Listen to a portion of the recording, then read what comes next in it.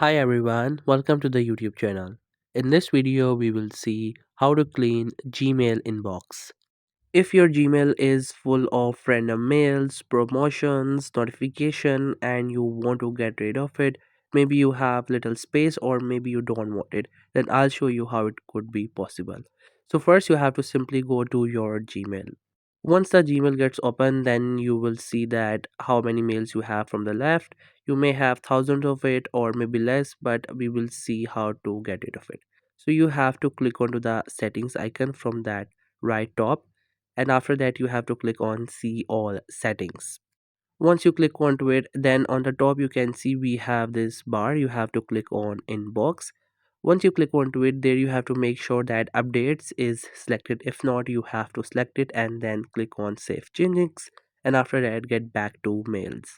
Now what you have to do is you have to click on updates, and there you will see we have a lot of mails. Now let's say you want to delete the mails of a specific sender. You have to just simply do a right click onto their name and click onto this option like find all the mails from that person, and then you will see all the mails from there. You have to click onto this checkbox and all the mails will get selected. Then you have to just simply delete it. Now I have deleted for one user, or you can say one account. The same way you have to do it for every person or every mail.